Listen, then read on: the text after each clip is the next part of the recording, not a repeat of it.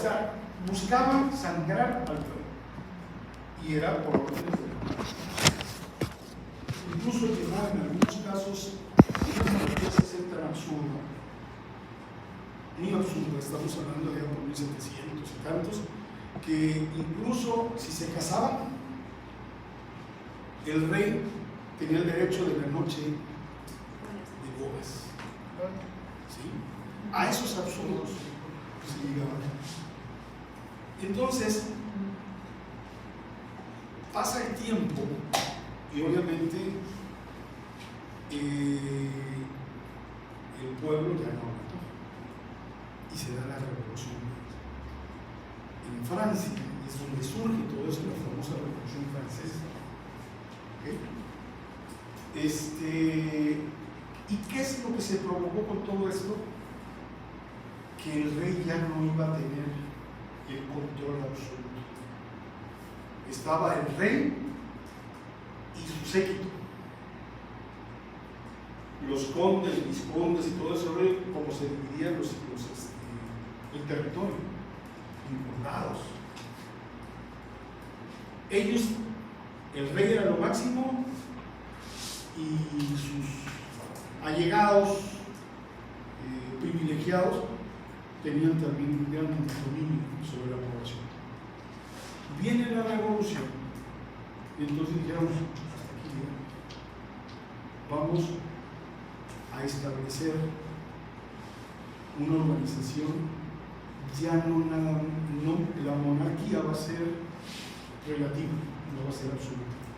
Vamos a crear un congreso y ese congreso va a estar representado por dos tipos de población: la jerarquía, los grandes gobernantes de la casta social y el pueblo. Y una de las cámaras donde iba a estar esa casta social privilegiada se le llaman loores, el lord fulano, lord fulano. Entonces eran la cámara de los lores. ¿Sí? ¿Y la cámara de qué? Los comunes. O sea, del pueblo, de los comunes. Pero a pesar de que ya se estaba acotando el poder del monarca, aún en ese sistema bicameral de aquella época, aún se mantenía el privilegio y querían tener, o sentirse que querían sentir todavía superiores a los comunes. Tan así, no sé si han visto películas de aquella época, que entraban a ese congreso y estaban en alto también y otros abajo. Bueno, los de arriba eran los lores, por eso se llamaba la cámara alta. Porque textual, física y materialmente estaban ellos en la parte alta y se sentían los grandes señores todavía, porque eran los lores. La cámara de lores o la cámara alta, y veían hacia abajo a los comunes. Pero al final de cuentas se los atoraron. ¿Sí? Hasta que llegaba a ser. Bueno, esa semblanza, esa división que hubo en aquella época, da un salto histórico, lingüísticamente hablando, a nuestra época. Y entonces se equiparan a los senadores que representan a los estados, no van a representar a la élite, ya no, representan a los estados. La Cámara de Senadores y la Cámara de Diputados representan al pueblo. Y entonces, en alusión a aquella famosa Cámara, se le dice a la Cámara de Senadores, se le llama Cámara Alta. ¿Sí? Porque es el Estado, representa al Estado. Y el pueblo, la Cámara Baja. Entonces, pero no es porque tengan mayores facultades o estén por arriba unos de otros. No, es alusión, simplemente una alusión para hacer un distingo. ¿Ok? La Cámara Alta, senadores. Cámara Baja, diputados. ¿Está claro? Sí, maestro, en este caso, por ejemplo, la Cámara de Senadores son encargados o sean los encargados de llevar leyes de acuerdo al territorio que están representando hacia... Cuando está tendiente, las normas tendentes a beneficiar el funcionamiento, la estructura de los estados, ¿ok? Pero cuando se va a afectar a la población directamente es la Cámara de Diputados, principalmente, precisamente en cuestiones de impuestos, ¿ok? Quien organiza la cuestión de los impuestos y cómo se distribuye el ingreso y los egresos es la Cámara de Diputados. ¿Por qué razón la Cámara de Diputados? Fíjense, históricamente,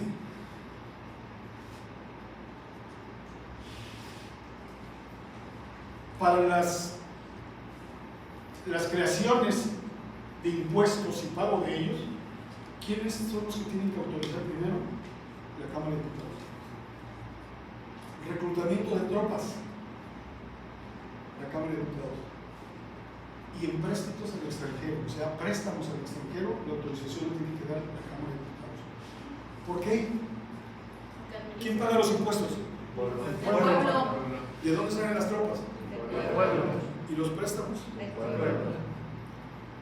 Cuando se tienen o se crean leyes o normas que tengan que ver con el reclutamiento de tropas, con el pago de impuestos, con los préstamos que se hagan al extranjero, la autorización tiene que salir de la Cámara Baja. ¿De dónde? La Cámara de Diputados. Porque ellos son. Porque es de ahí donde quienes representan al pueblo, porque el pueblo es el que va a proveer los soldados, el dinero para los préstamos y para los impuestos. ¿Estamos? O sea que es de acuerdo a las necesidades del pueblo, es como los definen los diputados. Así es. Y la necesidad del Los- Estado, de de los- los de las senadores. entidades Ajá. en cuestión, por ejemplo, de infraestructura y otras cámaras, Cámara de senadores. Son los- Caminos y puentes. todo eso tiene que ver. Y bueno, ya lo van a ver en Derecho Constitucional, toda esa situación mucho más a fondo. Pero ahorita, como una efeméride, es importante que sepamos esto, porque tiene que ver precisamente, ¿se acuerdan que estábamos hablando de la norma? ¿El derecho qué? el derecho. Objetivo y el derecho subjetivo. ¿Ok? Y el derecho desde esta perspectiva como un valor, el bien común, La justicia y la justicia y la paz social. Por eso se considera el derecho como una norma. Dijimos que es ¿qué? El comportamiento, la regulación del comportamiento, A ver, nuevamente. reglas de comportamiento obligatorias que establece y otorga derechos. Amén. ¿Ok? Y el hecho, como un hecho, es precisamente la creación. ¿Sí? ¿Quiénes crean el derecho? El hombre. En el Estado, ¿quién crea las normas? El poder legislativo. El legislativo crea leyes.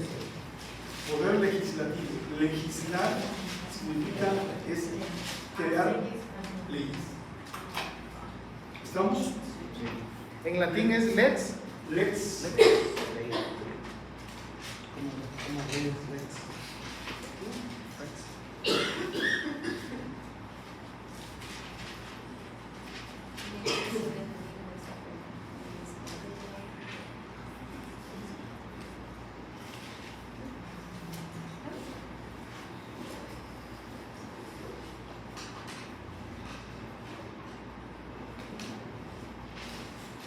Ok. ¿Puedo borrar? Sí. ¿No hay preguntas? ¿Comentarios? ¿Qué hora es? 3:33. Todavía falta mucho, ¿eh? Sí. 27 minutos. ¿Eh? ¿Falta qué? 27 minutos.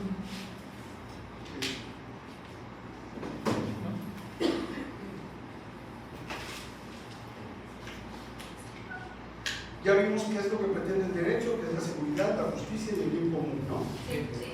Ok. Un valor, una norma, un hecho.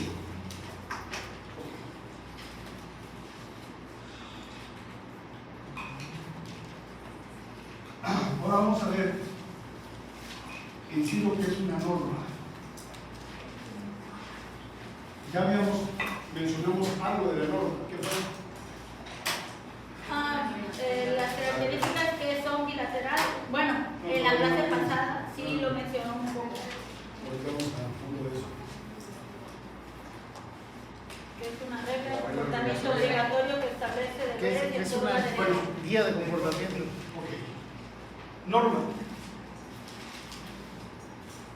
Una visión de la norma como tal desde dos perspectivas también.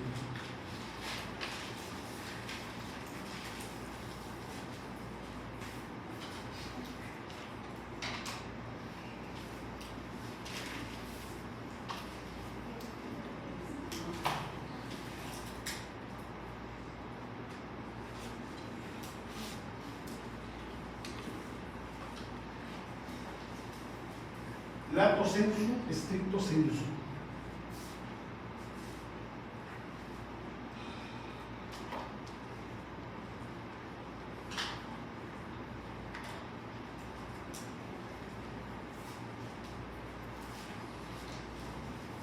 ¿Qué significa lato y estricto? Lato significa en sentido amplio. Lato sensu, de manera genérica, de manera amplia. Lato sensu. Sensu es una expresión, esta es una expresión de latín. Lato sensu, sentido amplio. ¿Ok?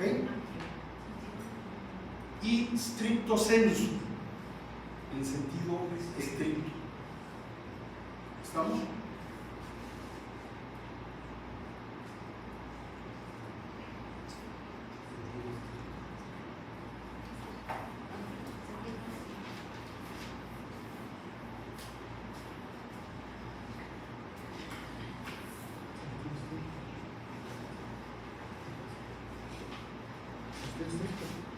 No.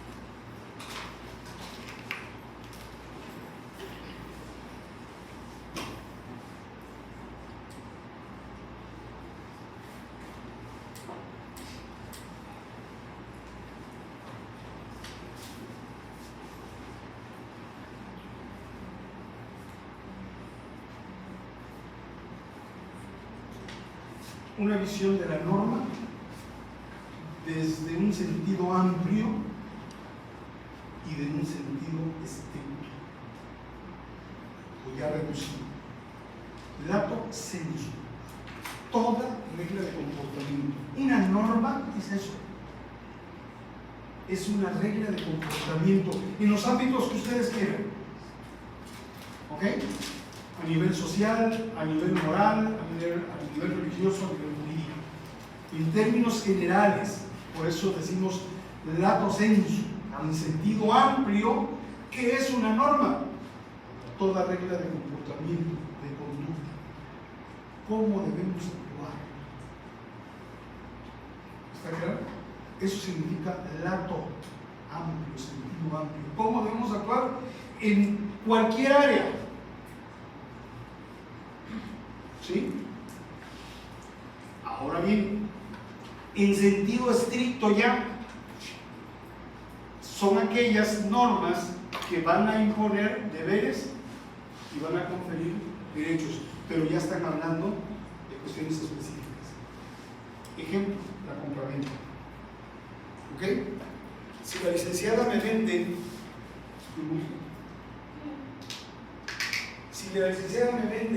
su plumón, ya estamos hablando de una norma stricto sensu. ¿De qué tipo de normas? De derecho, específicamente de compraventa. Y esta norma del derecho en el área de la compraventa o de comercio dice: imponen deberes y confieren derechos, o hay derechos y obligaciones. Si la licenciada me vende su plumón, si me vende su plumón, ella tiene un derecho al vendérmelo. Recibir el dinero. Sí. La venta. Ella tiene un derecho a exigirme el pago, pero ella también tiene una obligación. ¿Cuál es? Es entregar. Yo tengo un derecho. ¿Cuál es? Exigirle que me lo entregue. Y a su vez tengo una obligación. ¿Cuál es? Pagarlo. Sí. Yo, bueno, ya había investigado eso y encontré esa definición que dice: frente al deber de una persona se encuentra el derecho de otra para exigir su cumplimiento. Sí.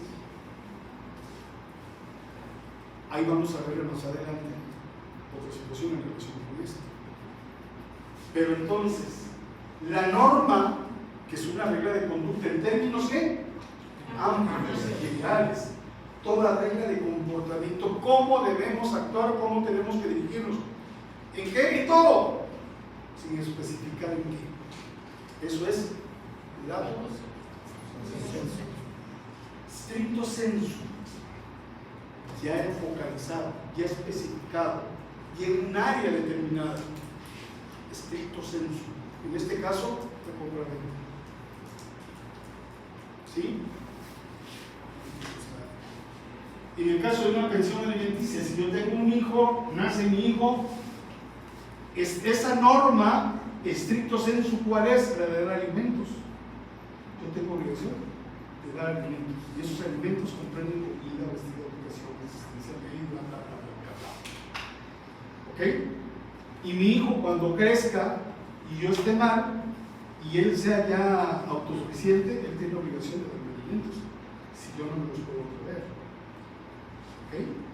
Entonces, esa es la gran visión de la norma en términos generales. Toda regla de comportamiento. Una norma es una regla de comportamiento en sentido lato. Estricto sensu, ya nos enfocamos a un área específica en el derecho. ¿Está claro? Ok. Entonces, ¿puedo borrar? Sí. ¿Cuánto falta? 19 minutos.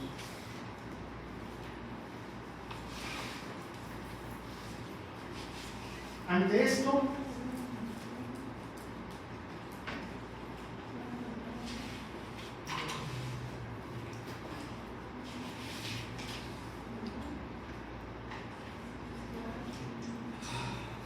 las normas. Existen diferentes tipos de normas. ¿Ok? Una de ellas, la principal y que nos interesa a nosotros, ¿cuál es? Las normas jurídicas. ¿Ok?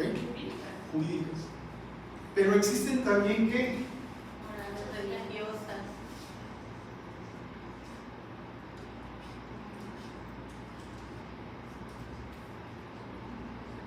Bueno, mencioné. jurídicas, normas Sociales sociales, religiosas normas morales, y religiosas.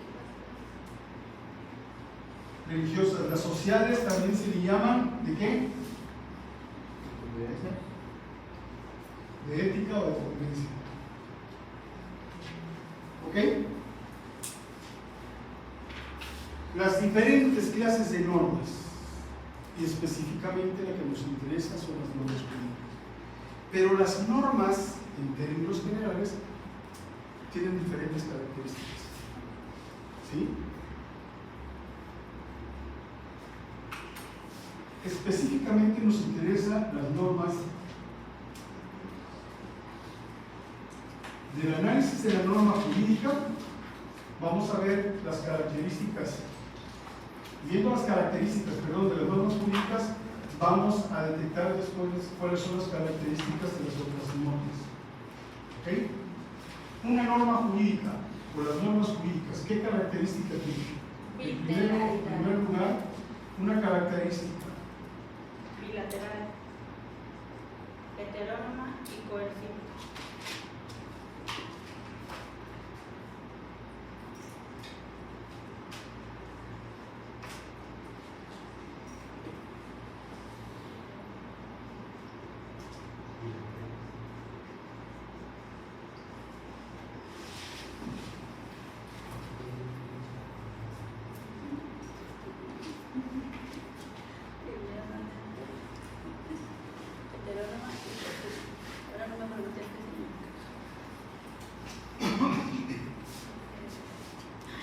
son las 4 características de las normas jurídicas.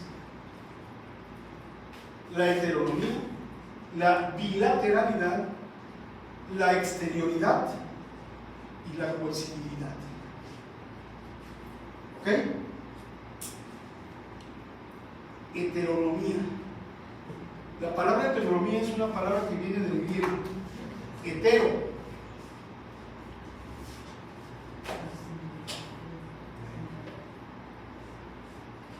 Es una palabra compuesta que viene del griego. Heteros y nomos. Hetero significa otro. Nomos, norma o ley. ¿Qué significa la heteronomía? Que la ley la hacen otros y nosotros tenemos que cumplirlas. ¿Quién hace las leyes? El Congreso. ¿Sí? El Congreso de la Unión. O sea, la Cámara de Senadores. Ellos es el poder ¿qué? Y legislar significa Crear leyes.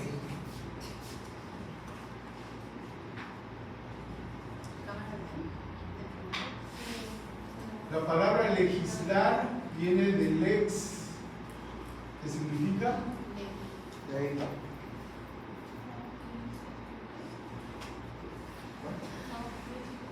Y este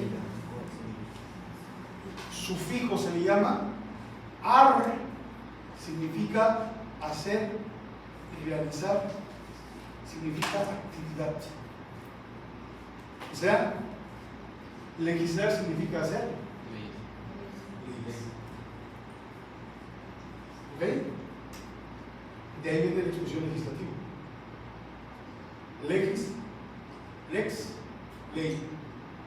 Ar, sufijo que significa actividad, hacer, realizar.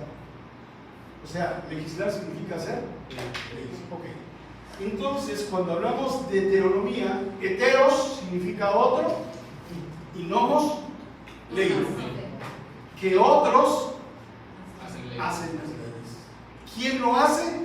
El Congreso. ¿Estamos? Por eso son heterónomos. Nosotros no necesitamos.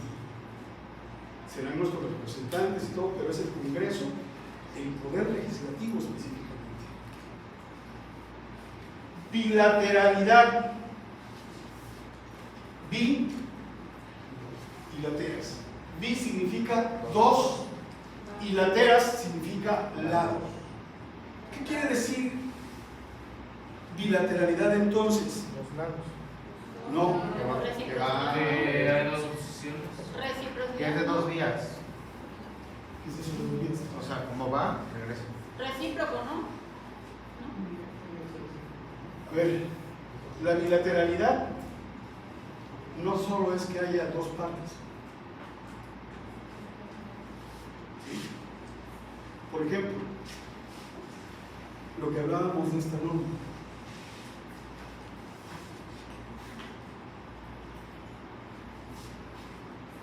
Me lo vende. ¿Tiene un derecho? Sí, sí, sí. ¿Cuál es? Claro. Tiene una obligación.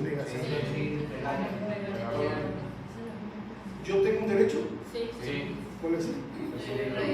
Recibirlo. ¿Tengo una obligación? Sí, Esa es la bilateralidad. Que existen derechos y obligaciones recíprocas. En ambas partes. No que sean dos partes. No. ¿Sí? Hay derechos y obligaciones recíprocas. Es otra de las características de la norma jurídica.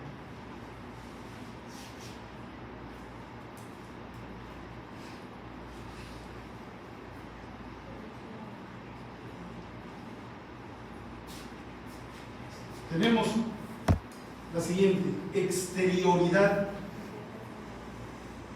Ex significa fuera. La exterioridad, ¿qué quiere decir esto? Algo muy sencillo, licenciados. A la norma no le interesa lo que piensas de ella. Lo que le interesa es cómo despliegas tu voluntad ante ella. O es a favor o es en contra. Si es a favor, la vas a pasar bien. Si es en contra, aguas. O sea, le interesa cómo te manifiestes con él. La obligación de dar alimento de los padres a los hijos. ¿Cómo se cumple? Pagando. Así de sencillo, pagando. Lo estás haciendo como yo te lo estoy indicando. En la compraventa, si le compro, ¿qué tengo que hacer? Pagar. O sea, ven la norma y dice, ya lo recibiste, lo pagaste. Sí, bueno, está bien. ¿Cómo te manifestaste ante ese acto jurídico regulado por la norma? Como debe de ser, perfecto. Es la exterioridad. ¿Cómo te exteriorizas? ¿Cómo exteriorizas tu voluntad? ¿Cumpliéndola? O rechazando, o violándola. Dependiendo de lo que hagas, entonces, ¿sabes qué? Vas a tener consecuencias. Y es precisamente lo que viene ahora. El elemento distintivo de la norma jurídica es la coercibilidad. Ese es el elemento distintivo de la norma jurídica, a diferencia de las otras normas sociales, morales y religiosas. La coercibilidad. ¿Qué quiere decir esto? Patrón, si tú no cumples con la norma, te voy a obligar a cumplir. ¿Cómo? Hay dos tipos de sanciones. ¿Cuáles son?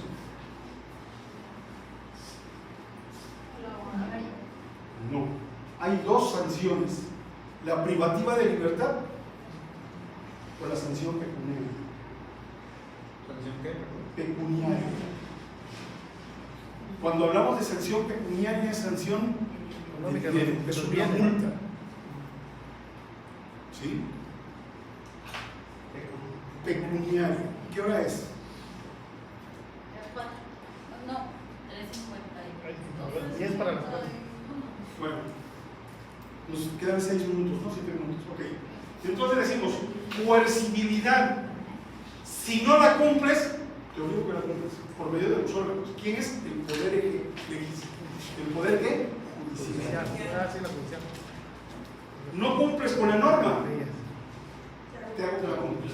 Este es el elemento distintivo de la norma jurídica. Este elemento hace la diferencia en relación con las otras normas. La coercibilidad. La coercibilidad, que no lo tienen las otras normas. Tal como la tiene la norma jurídica.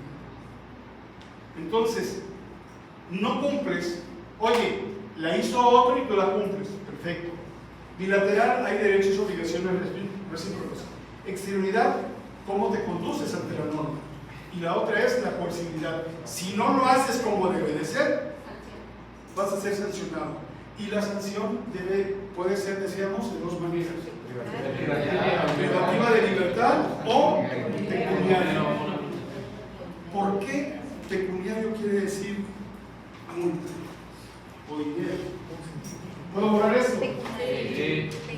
Señores, esto es cultura general y es cultura que los abogados debemos tener.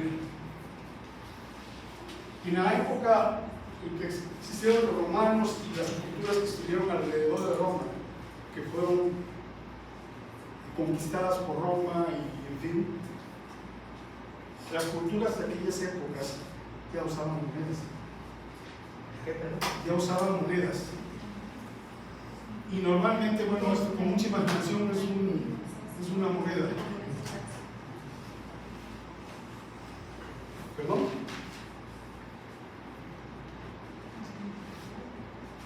Es una moneda. En la mayoría de las culturas de aquella época había dos actividades muy importantes, tres actividades muy importantes. Una era la guerra, la otra era la guerra, el comercio y la ganadería.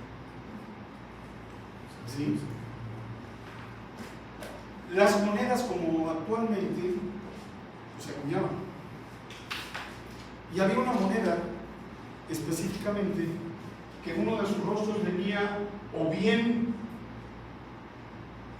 con mucha imaginación,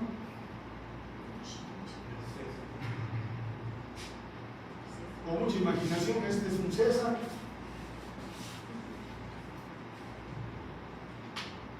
¿ok? Y este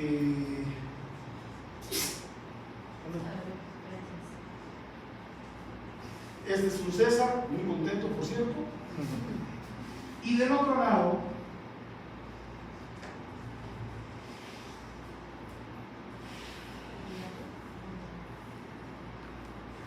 una cabeza de ganado. ¿Okay? En mayo hubo una exposición aquí en la Alameda, ¿cómo se llama? Son todos los mayos de cada año. En Milán, pero ¿cómo se llama? Exposición ganadera. ¿Exposición qué? Ganadera. ¿Sí? ¿Qué otra? Expo Feria Ganadera. Agrícola, pero agropecuaria. Y la palabra agropecuaria es una palabra compuesta del griego y pasa al latín. Agro significa campo y pecus significa ganado. Es agropecuario. Entonces, esta figura, en especial de circulación, como es el peso, ¿sí? Eso es un peso. Las monedas de días también pueden tener figura como el águila, no todas tienen águila, pero la moneda principal, por llamarla equivalente específica de peso, y de ahí hablamos 10 pesos, 50 pesos, 100 pesos, pesos así como moneda, ¿ok? Entonces había una moneda que era de fracción común, y a esa moneda, precisamente por tener la cabeza de ganado, a esta moneda se le llamaba pecus. Pecus. Entonces se asocia y se da el salto semántico a nuestra época cuando hablamos, como en aquella época de pecus, hacíamos referencia a ¿qué? A moneda, o sea, a dinero. Y entonces, actualmente, y eso lo vemos, es común en nuestra área de derecho, no, pues fue una sanción pecuniaria. Viene de eso. Pecuniaria viene de pecus. Pecus significa ganado, pero era la moneda que tenía esa figura. Entonces, contaban pecos, dos pecos, 3 pecos, y pues todos los pecos que yo. Entonces, actualmente, cuando decimos sanción pecuniaria, estamos hablando de dinero, por eso. Eso se llama cultura jurídica, licenciados. Gracias. ¿Ok? Interesante, ¿no? Sí, bastante. Preguntas.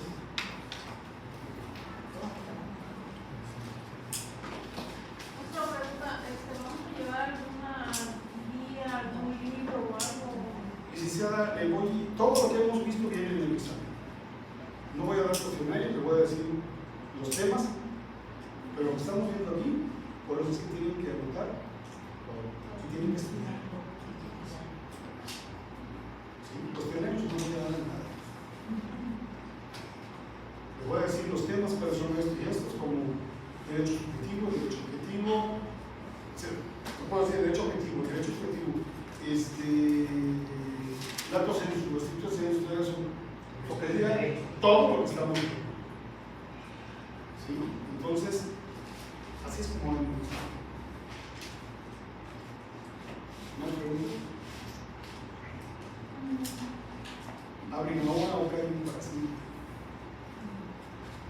Pero, maestro, creo que el Estado ejerce una acción, ejerce una función de autoridad sobre un territorio.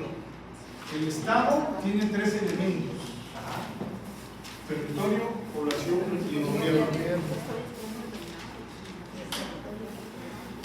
El territorio es el espacio sobre el cual se ejerce ese gobierno. ¿Sí?